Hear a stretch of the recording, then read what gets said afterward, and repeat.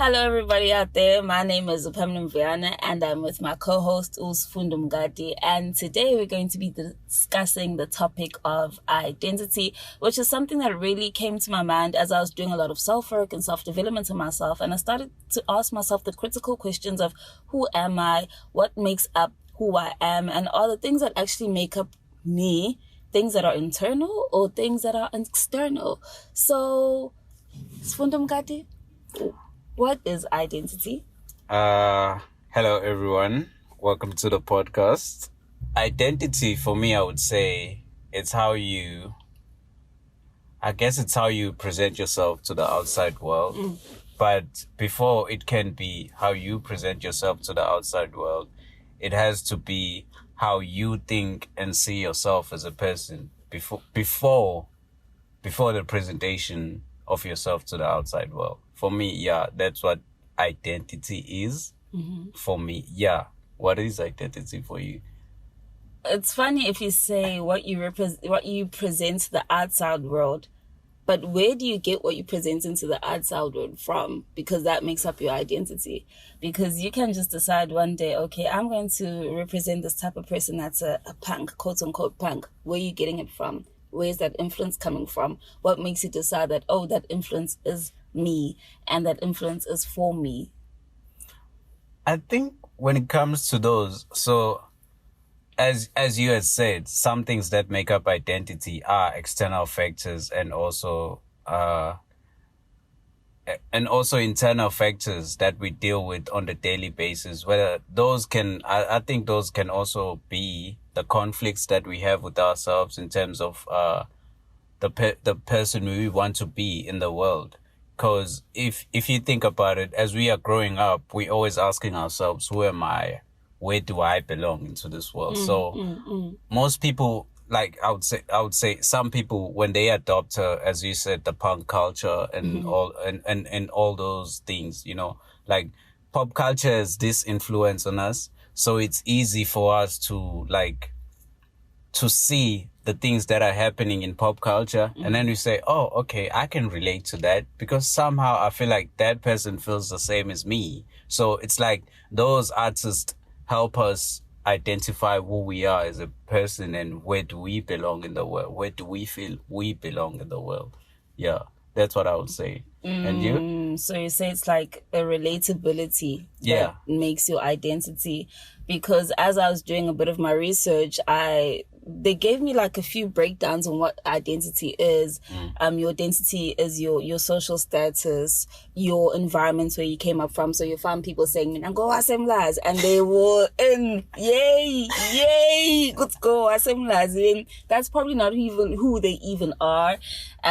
Your parents have a huge factor, and your religion, and even your appearance. Your appearance also becomes your identity. Yeah. So with that being said, with your parents, where you grew up, all that kind of stuff, how much of your childhood do you think has shaped your identity? Because you did say that you look at a star and then you relate, but you can only relate if there is something that's in you that came from somewhere else, because you don't just wake up and see Beyonce and say, oh, shame, girl, I want to be Beyonce. Something from your childhood, because as being a child, that's where you, from 1 to 7, that's when you're just a sponge. You absorb. Yeah, you absorb. So how much of your childhood has shaped your identity for you?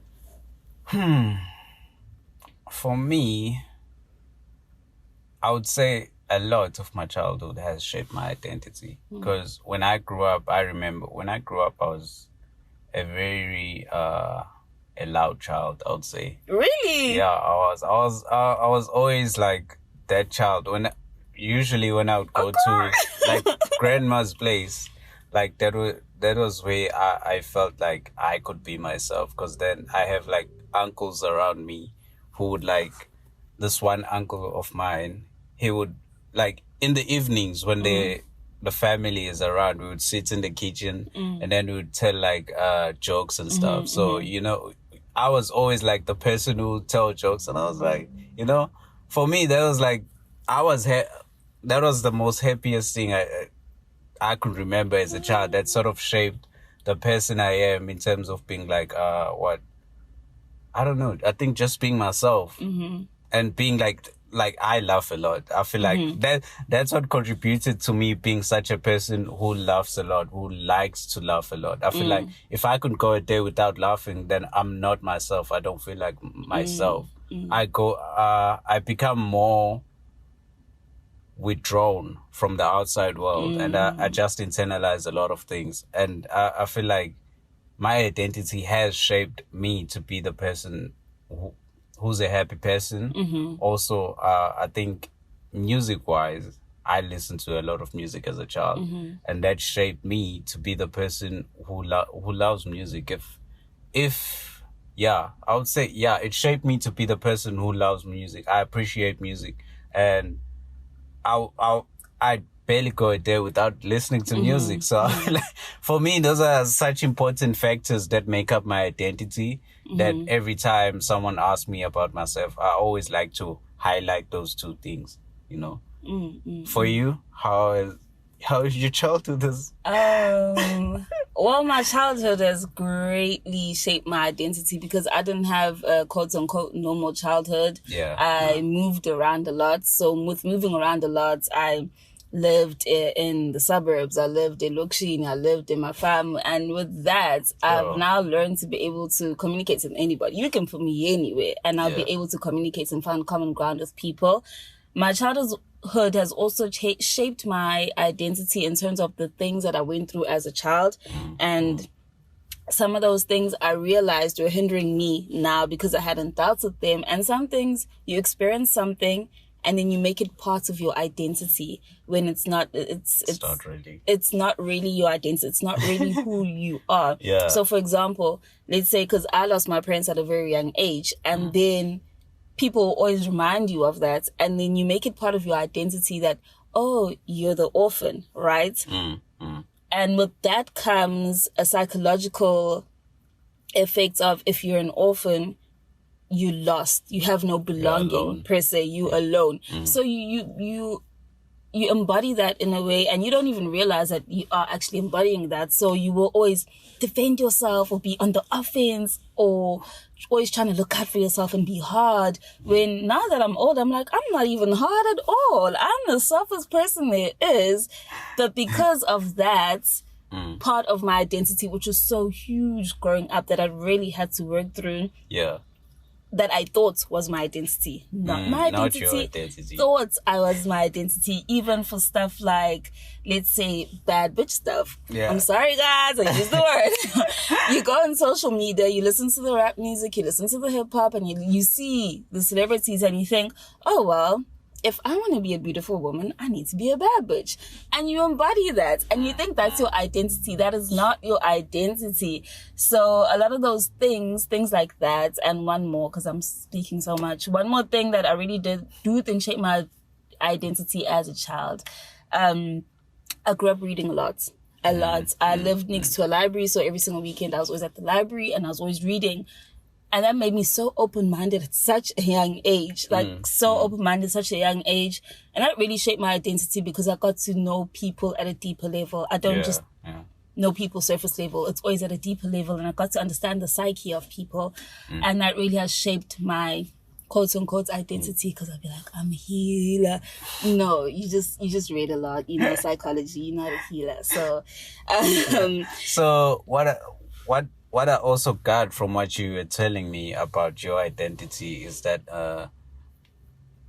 what I also got from what you said about your identity is that there are external factors that don't really shape our identity, but we look at certain things and we like them, and we try to sort of like make ourselves fit into what those things are. Even when you're not. Yeah. So for me, that's a very interesting point there. I like that. I think it's such a big thing, especially when you look at now, it's easier for everyone to go and do something and try it out as if they are that. They are that. They are that, not. But they're not that. They're not. Yeah. Like podcasting. I'm joking. I am joking. When they're not. That's actually so interesting because especially young kids. I'm so concerned with young kids because they don't know who they are. And if you don't know who you are and you don't have any grounding, it's easy for you to be just pulled in different directions. And I experienced that so much as a kid, that I was pulling myself in different directions because I didn't know who I was. So I was trying to find something that resonates with me, that I could say, this is Ubasizagele Pamela Nosipho Mvuyane, and this is what she stands for. And so with that being said, have you dealt with your childhood traumas so that it doesn't shape your identity? And with that, do you think your identity changes with age and experience? To answer the first part of that, I think I have. Like, the more I grew, the more I read more. In terms of like books, in terms of like self-help and all that stuff. Most people think those things don't work, but the more you read up on those things, the more you start to understand the principles that they teach you. Oh, they work. You know, for me, it's like the more you read up about that, the more you can easily identify certain feelings that are just out of who you are. They are out of character. That's what I would say. So for me, the more that I actually read up on certain things, the more I found myself applying those things without actually doing it. You know, subconsciously. Yeah, I did that subconsciously to a point where I could actually identify a feeling as it rises up, like, oh, I feel this some type of way. And then I wouldn't just like embody the feeling. Soon as you tell yourself that, oh, I'm feeling this way, it's like you allow the feeling to not be part of you. So you don't really attach the feeling to who you are as a person. For me, that's important. Yes. For me, I feel like that has helped me deal with a lot of things that count as trauma. In terms of my own personal view of what trauma is, childhood trauma is. So those things have helped me to be able to have that self-reflective thing and be able to say, oh, okay, no, I understand this. I understand this. I have to let go of this. I have no control of certain things. And that's okay, you know. That's okay to be not in control. We always, I feel like as humans, we like to be in control of everything, but we can't really do that. We can't. At all. At all. I feel like with what I've said, I've answered the part about how growing. So when you learn certain things and that comes with experience, you sort of like, it sort of changes the person you are. It sort of changes your identity. You become a different person. Yeah, that's what I would say. And you? With me, have I dealt with my childhood trauma so that they don't shape my identity? I would say it's a never-ending process for me. I'm still dealing. Yes. I'm still working. There are times when I thought that I'm done. And then something happens and it takes me back there. Then I realize that I'm not done. And it doesn't always have to be negative things. Sometimes there are positive things. But with the negative things, I've dealt with the biggest ones in my life, and how I would deal with that. For me, to be quite honest, I'm taking it to church. It's finding God. That's really helped me remove myself from me and in a way pin things on something that I can't really blame. Do you get what I mean? Because with God, you can't blame God. You can't blame God per se, and you can't per se hold God accountable per se. Yeah, do you get what I mean? You have to hold yourself accountable. You have to hold yourself accountable, and it's really been writing things down and reading a lot of psychology books, so I can actually understand my mind. Because if I understand my mind, I'll understand why I do certain things, and so that will then really help me understand myself, why I walk the way I walk, why I talk the way I talk, why I do things in the way that I do. And also like looking at the music I listen to and sitting back and saying, oh, okay, this music that you're subconsciously listening to every single day, telling you that you this. At some point, I'm going to start embodying that, because as much as we don't want to accept that or talk about that, the music you listen to really does have a huge effect on you.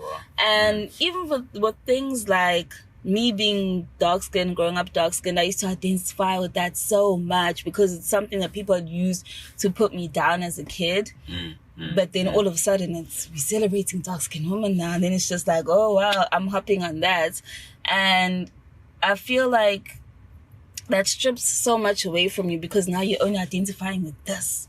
Only identifying with that when there's so many things about you and that shape up you and make you who you are. So to answer the question, child, it's a work in progress. And does your identity change with age and experience? Of course. The more experience, the more you do things, the more experience things, you learn what you are, you learn what you're not. And more often than not, knowing what you are not helps you with who you are. So that really does with age, with experience, and the type of life you want to live.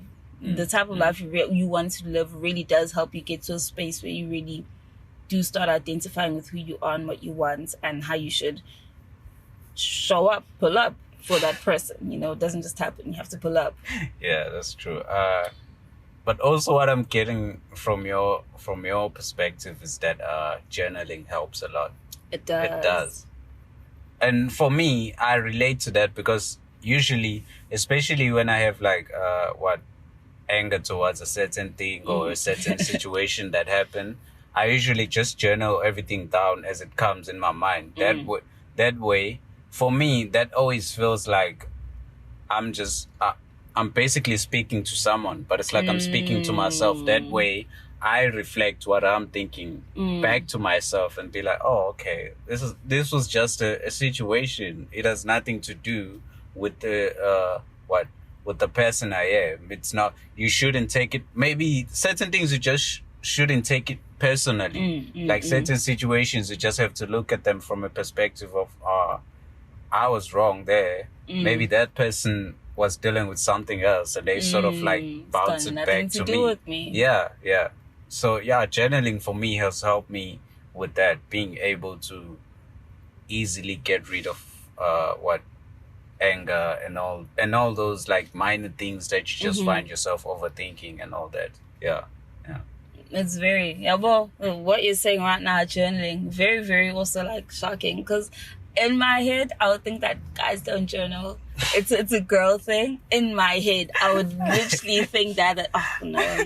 Because I've noticed, in a way, men don't like taking accountability per se. So journaling is you taking accountability for your actions because you read and you're like, oh, damn. Well, I could have handled that better. And then with that makes you look at yourself. It's like a mirror into yourself. And then you're saying to yourself, do I like this person? Can I do better? Is this a person I want to identify with? And with where other people look at me, they look at someone that they can say, oh, that's a good guy in a way, you know? So that's very interesting to me. So I think this also ties on to the how do you find and keep your identity and the importance of that. For you, how do you do that? I would say identity for me, it's something that constantly evolves. So there's no way to keep it. You just have to allow yourself to, as you grow, to change and become a different person. Like I can't like the same things that maybe I liked 5 years ago, you know. So you have to allow yourself that space to say, I'm gonna allow myself to grow. And sometimes that growth comes with what we spoke about the other day, which is losing friends. You know, it comes with losing certain relationships and being like, okay, these no longer work for me. These no longer serve the person I am now. So maybe it's time to let those go and find something else, you know? So I feel like for me, that the important part of it is to be able to allow yourself to grow, to be able to allow yourself definitely to change, even if that means losing something, you know. But just be grateful for the moments you have with certain people. When it comes to friendship, I always do that for myself. Like I'm always grateful for everyone that I call a friend who has been in my life, even if we no longer keep in touch. But I'm still like, okay, this person was a good person. I understand that we we grew apart. We got to a certain point where we can no longer be friends, you know. Yeah. I would say, that's it for me. Yep. Okay, the friendship factor and the growth factor, that's very important to me, allowing yourself to grow. That's very important because sometimes we will stifle our growth because we want to remain as a certain person when that person it's dead and gone. It's time to move forward from that. It was great, it was nice, but you have to move forward from that. And for me to find and keep my identity and the importance of it, for me, I think identity is so important. It's so important to know yourself at each and every single stage of your life, because if you do not know yourself and if you do not know who you are and what you stand for, people will tell you. And when people tell you who you are, it's never going to be for your benefits. It's always going to be for their benefits. Yes. So it's so important for me, for somebody to know who they are, because especially with young children, not even young children, people our age, that's how you end up taking drugs when you're not supposed to, because you don't know who you are, right? And they'll convince you that, no, you are this person. That's how you end up gambling, losing money, losing possessions, and end up hanging around with the wrong crowd because you don't know who you are. But then this crowd is telling you who you are, and you think, oh, that should be me. When you know very well that you don't come from that background. That's not you. That's not what shaped you. That's not the values and the characteristics that you are. But since you don't know who you are, people will tell you. And it's never great when people tell you who you are, because they'll capitalize off that. And so to find your identity, for me, this is a personal thing. For me, I'll first and foremost find God first. Leave everything that's here. Find God first, because with finding God is finding yourself. So I think if you find God, you find yourself. So you align yourself, right? Align yourself with God. Align yourself with yourself. And then moving from there, you always have to do things that will keep you there, because it's like saying, I want to stop taking drugs. Then you stop taking them for like 1 week. You have to do the things that will keep you there. So whether it's journaling, which we did say, very important, whether it's reading psychological help books, whether it's going to therapy will help you find your identity, because some things you think they are you and they're not. They're just traumas that have attached to yourself. And another thing, so I said it's finding God, it's therapy, it's journaling, and it's also just experiences, putting yourself out there and doing things that frighten you from time to time, and you'll really start finding out who you are and why that matters so much. And then from there on, you solid, like you like a tree with roots deep inside that you can't be swayed. You planted, you can't be swayed by anything. So I really think that's how I would go about it. And if you guys have any other suggestions, we would love to hear that. Because it's a community. We're trying to be better people. I feel like it's a community. We're all always sharing our ideas on how to deal with certain things.